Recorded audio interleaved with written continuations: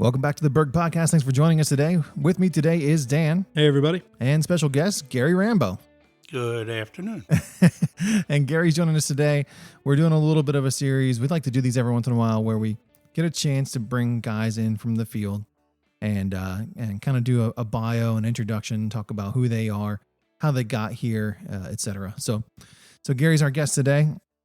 And Gary's background is different than some of our folks. So a lot of our folks have, especially that got here when we were a young company, sort of grew with us as an organization. But Gary's story is a little different. Gary had a lot of experience when he came to Berg Construction, and that was obviously at a growth point for us where we needed somebody with Gary's experience, and so a little bit different. But Gary, why don't you just give us and the audience a little bit of a brief bio? Who is Gary Rambo?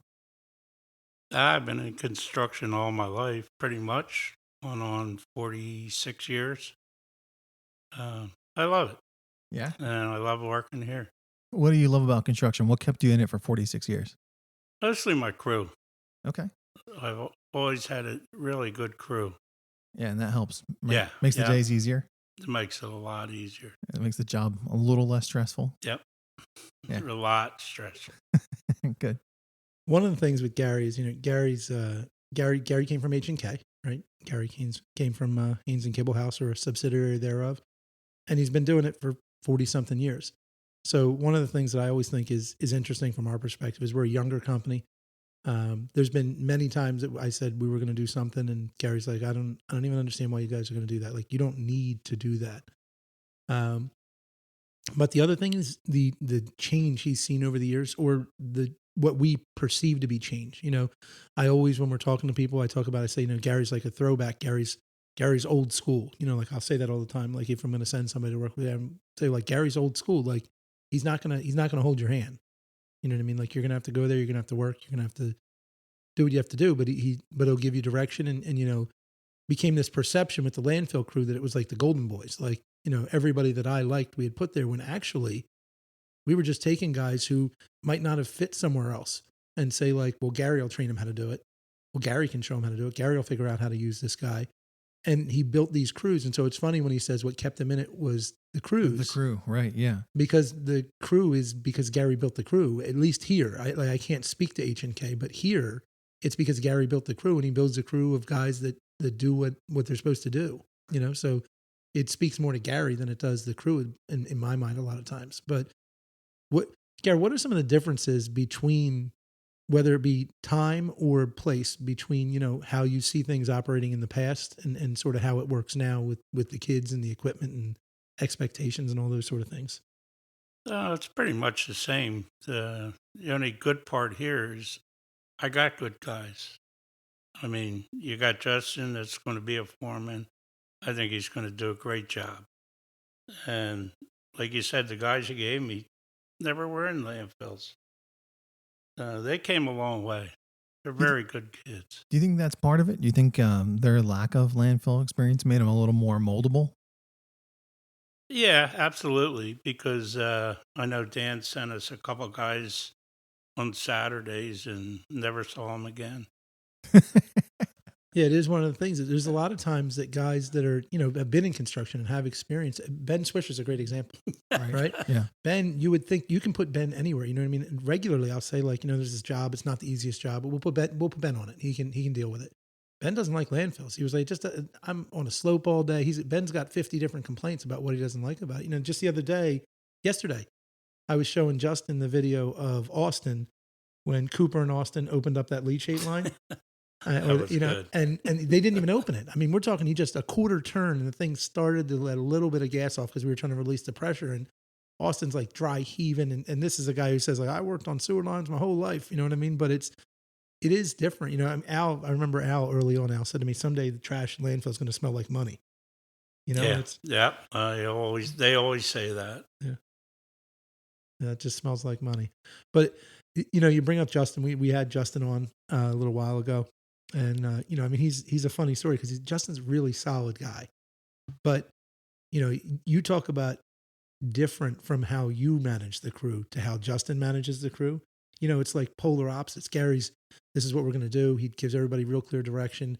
and Gary's the leader. Justin wants to lead by saying like by a group. He wants to lead in a group. He doesn't want to like stand out and do these things. And I feel like a lot of times with Gary and I think Gary would agree. Gary's like old school in the sense of like kissing when they're sleeping sort of thing.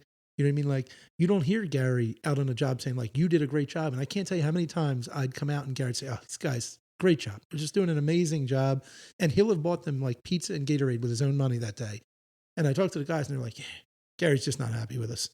I'd be like, guys, I talked to Gary while we were eating. He said you did a great job and he bought you pizza. And they're like, well, he didn't say we did a great job. And I was like, well, I mean, he's taking care of you. He likes you here. You're always here. He clearly he's happy, but it's a different expectation of what, of how you handle it. But at the same time, those guys have stuck with Gary this whole time through just job after job. We've done a fair amount of jobs now. Young kids get a bad rap, right? For that, almost some of that exact mentality of needing maybe that or that reassurance or the a little bit of a cheerleader in their background in their court, so to speak. You find that's different, Gary, or have guys always been like that? I think they've always been like that, but I think you got to give the guys responsibilities. Tell them this is what you got to do. I want you to have it done by the end of the day. And they seem to take it to heart. That's why I like my crew. I got them. They're so good that I don't even have to tell them. They know what to do. They know what they're supposed to be doing. Yes, yep. And they're very good at it. Kind of set the boundaries for them and then let them go. Yeah, absolutely. And like I said, Justin was one of the best ones that we had. I mean, I could depend on him for, hey, take these guys, go take care of this. Yeah. So I think, he's got a lot to learn. Sure. I mean, there's a lot of stuff with landfills that are not normal. You know that. Talk about that a little bit. Have you spent, so of the 46 years you've been in construction, how many of those have been in landfill? Just at Conestoga, I spent 18 straight years there. Okay. Yeah. Never missed a day. Okay. Jeez. And then how long you been here, Gary? Is it 8 years? 6 years. 6 years? Going on 6 years. Okay. 6 years. So you're talking 20, 24, 25 years of landfill. Yeah. So, well, I did I did Secra and a couple other Lanchester. Oh, that's right. Yeah. So yeah. More than that. Yeah. So but I really wanted to get out of landfills. I heard that you had the what perfect, kept you in it? They wouldn't let you leave. I'll get them there. I heard that you had the perfect job set up where you could go to like Ocean City, Maryland, and be like the roadmaster, which, as is explained to me by Gary, means you do nothing. Pretty much. I have a buddy who's a roadmaster. He's a hardworking guy. I mean, he does a lot of things. But Gary, why did you not become a roadmaster? Well, that was Jack Kibblehouse made me an offer I couldn't refuse to stay at H&K. To stay in the landfill world instead of going to the beach. Yeah. Okay. Yeah. Well, they made a lot of money at Conestoga. Okay. They did. So there's money in it. Well, while we talk about H&K, and I have no qualms about talking about it. Gary, they're a great company. They've done a lot of good things. They run a lot of stuff. Gary worked for them a long time. You told me a really funny story about John Haynes early on when you got hired, maybe the first week you got hired. Can you tell like a little bit of that story, or as much as you choose to tell about that story? When he fired me? Yeah. Yes. Yep. Well, that was a monthly thing when my first year. You're a monthly, you got fired monthly? Yeah. Yeah. He'd come out. John Haynes was a screamer. Your crew may not have done anything wrong, but you were next in line. All right. So you were going to hear about it, whatever it was. Yeah. And I'd argue back, and he told me I was fired. At the end of the day, I'd take because we didn't have company trucks when I started there. And I'd take my tools in, start unloading my trucks, and he goes, "What are you doing?" I said, "Well, you fired me." "Nah, come on in and have a beer and we'll talk about it." Yeah. So that's a little different in construction right now. Yeah, no, that is not how construction environment can work today. No, it is one of the hard ways enough. it's changed. Yeah, it's hard enough to keep the good people when you have them, right? Yep. And find good people. We certainly could not fire them every month and expect that they And would show up expect the that next they would day. show up Yeah, the next yeah, day. Yeah.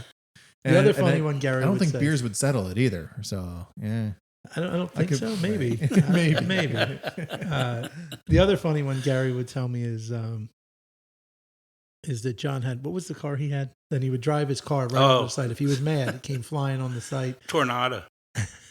But it's one of these things where things have changed, but they've changed across the board. You know what I mean? Like I say all the time to people, like, don't make me have to be that way. Like, in other words, if you push enough, then I will react, and it will be different, but not completely different in my reaction, because, you know, this isn't a hobby. There's a lot of people whose lives depend on this working right. You know, their bills are paid, their food is bought by this. So it needs to run correctly. It needs to run profitably so that we can do it. So don't put me in that spot, you know. And John wasn't like he wasn't out there by himself acting that way. He was trying to manage this thing, trying to manage a very complex company, you know, figuring it out. And we talk about it sometimes that you don't necessarily end up in the role you're in because you're best suited for it. Sometimes you end up in it because you were really good at something, and so you get promoted, and then you're really good at that thing, so you get promoted, you know. And so I don't, you know John. I talked to John a couple of times. I don't know John, but like John didn't, I don't think John has an MBA from, you know, Penn. Like, they didn't teach John to run a company. John was just No, that was all on him. It was all on him to figure it out, you know. And so that's one of the things that's happened is as these guys got older and they were skilled, they became better at running their companies, and they became skilled people, and then they brought in people or their kids or, you know, that could do it. And there was not only a change in the expectation of the employee, but a change in the expectation of the owner or the manager, the director, whatever you want to call the people in charge, that we're not going to run it that way. We're going to try and be calmer. But it wasn't because they were better.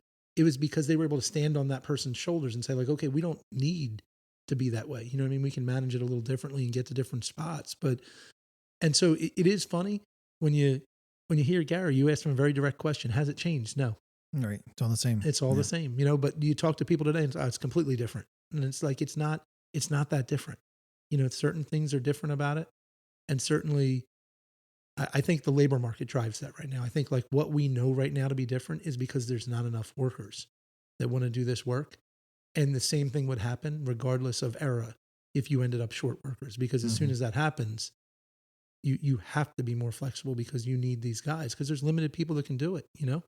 And it's one of the most important things with Gary. Gary and I have had this discussion, I don't know how many times, Gary, where I've said, like, I need Gary to run the job.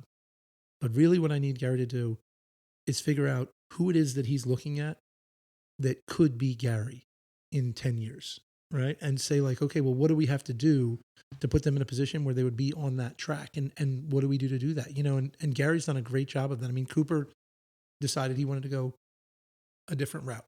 And that's fine. And maybe someday Cooper comes back, you know, but the Cooper thing was actually a lesson I had to learn, which was Cooper Jones wanted to be a leader. Cooper Jones wanted to run this job. Cooper Jones wanted all these things.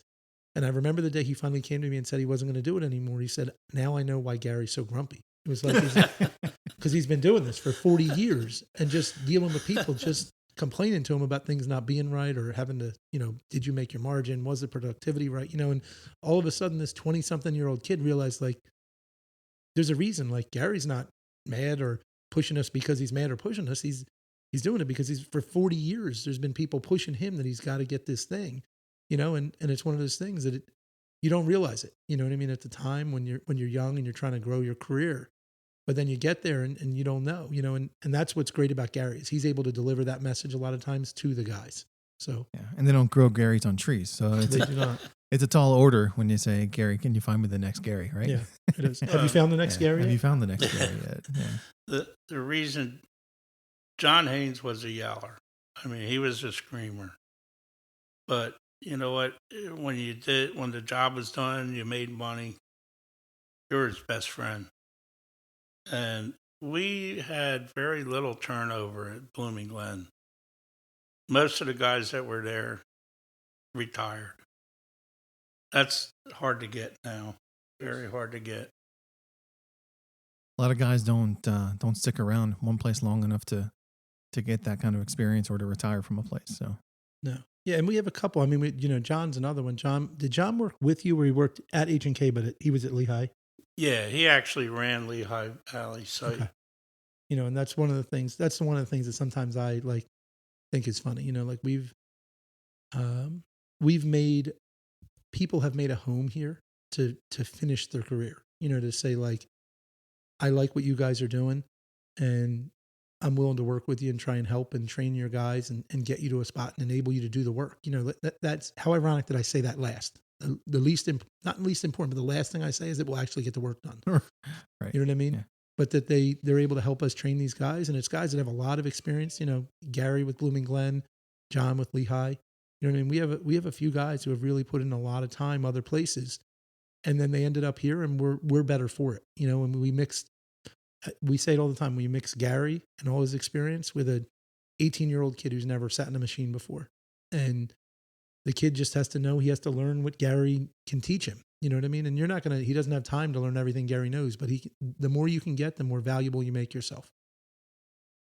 And the guys who've had success in Gary's crew have been those guys that kind of soaked it up. They've kind of take it in and they're not put off by, the fact that you've got more experience than they've been alive. So, yeah. But they take it to heart. That's what I like my crew. And Justin will learn to like his crews too. His guys, they're all the same. We're all the same. So 46 years in the industry, anything you would have changed about construction or done differently? Yeah, I would have never done blacktop. No blacktop. Okay. All right. Did that for 9 years. Paving is sort of the proving grounds of construction. It's kind of, it can be brutal. Yeah. What do you want to say about, let's talk a little bit about working, and we'll make it specifically at Lanchester. So we're right across the hill, so for people who don't realize, like, we could see Lanchester virtually from our shop, and from the top of Lanchester, you can see the roof of our shop. We're that close. But we're over there, and there was a lot of, I think, funny things that happened at Lanchester with the crews and who they were, but what was it like when you first got here and you realized that, like, Tom and Carol were going to be on the crew? Because Carol's a story unto herself. We'll never get Carol on a podcast. That's never going to happen. We couldn't do that. But and Ford is another one. So in other words, to have with all your years of experience, and Ford being the one that Ford wants to jump in a machine anytime you let him. So let's talk through a little bit about that, because that was some interesting things, I think, funny things that happened that really shows sort of, where we came from as a company, was working with Tom and Carol and Ford at Lanchester. Oh, yeah. That was definitely an experience.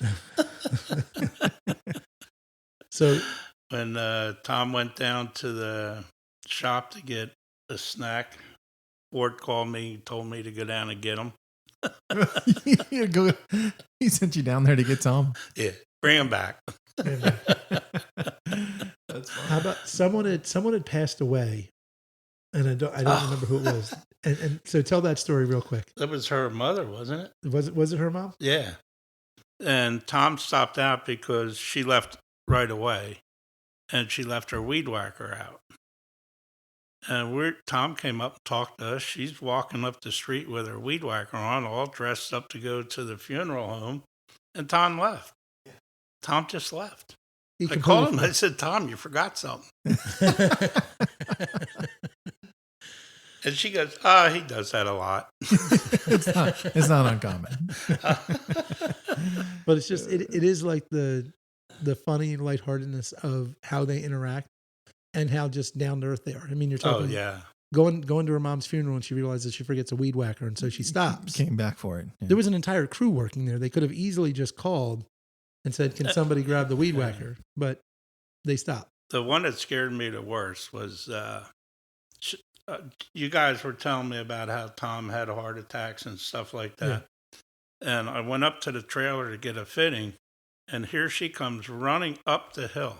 And I'm thinking the worst. Something's wrong, right? Yeah. And I said, "Is everything okay? Like, what's wrong?" "Oh, nothing. I just come up to get my hubby's truck." Well, Carol's funny like that. Carol looks for excuses or reasons to exercise, right? Yeah. Like she would much rather walk somewhere than ride in a vehicle. Yeah. Yeah, Yeah. we've talked about it, and I think Gary knows this. That people don't realize that Kara wears ankle weights while working, because that way she gets a little more, effectiveness A out little of more her steps, cardio. a little more cardio. She's trying to get She a workout. also, and I think Gary knows this. She got a membership at LA Fitness because it was next to all our snow sites. So when everybody else slept, she could go swim for exercise. Yes, she told me that, and I couldn't Yeah. believe it. It's like what's really funny is when you put the young kids with her shoveling. It's not good. No, they can't keep up. No, they come over and please get me away. Yeah. They want a reassignment so they can get a break. Yeah. I always, I've said to Aaron a lot of times, I said, like, I think just from like a pride standpoint, I couldn't let Carol outwork me, but she might kill me. Right. Yeah. You might die I trying. might die trying, but yeah. I can't walk away, because we've had guys, just outright quit and be like, I just can't. Yeah, I can't keep up. I can't keep up with this lady. I know. So, Yeah, Gavin's first snow shift was salting with Carol at Vanguard. Yeah, Oof. yeah. That's a rough start. It was a rough start, and it was a bad storm. I don't know if you. It was Yeah. like 24 hours straight. Yeah, I do And, remember that. Yeah. Yeah. So- So, and he was like, "Oh my gosh, she doesn't stop." Yeah. So, But they're great to work with. oh yeah. I really, really enjoy working with them. So let's talk about Gary away from work for just a couple of minutes. I do know you got a car you like, right? Yeah. So talk about the car. It's a 48 coupe, Chevy coupe. We just got all the interior done. Love taking it to car shows. Yeah, and you like taking your granddaughter, right? Yep. Yeah. That's what I Yeah. thought. I could tell you a funny story. Yeah. Go for it. We just got back from Maryland. We won a trophy out of 4,000 cars. So that's exciting. pretty good. That's pretty good. So I told her, I said, come on, you go up with me to get the trophy. Well, she just took off, grabbed it, and they're taking pictures of her. And it's like, okay. That's good enough, right? So when she got back, she went to school, and she's telling all the kids and the teachers how she won a trophy. And they're like, well, how'd you win a trophy? And she goes, I have a 48. Well, my son went to school on Wednesday. They had a parent-teachers conference, and they're all like, what is a 48? What's a 48, right? They don't know what she's talking about. No clue. I thought that was good. That's hilarious. Yeah. Yeah. How did you get into that? Is it just something you've always liked? Well, I had the Corvette, which my wife bought me before she died. And I loved it, but it was a toy. And we got good money for it, so we said, let's go look for something that we can all enjoy. Okay. Instead of just me and my granddaughter. Just the two More of you, people can sit in it. Yeah. We found this one, and we love it. Yeah. We that's enjoy nice. it. And you do that with your son? Yep. Yeah. That's what I Yeah, thought. we have a good time. She goes with us most of the time. What's the, give us a little more on this car. It's a 48. What color is it? Oh, it's black. Interior? It's like a gray, dark gray. Okay. And the motor in it? 461. That's a lot of motor. Uh-huh. Yeah, a lot of gas. So do you drive it to the shows?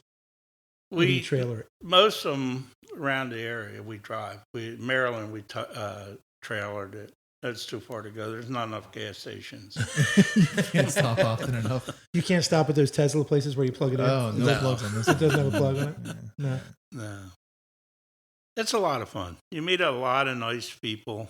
They're different people.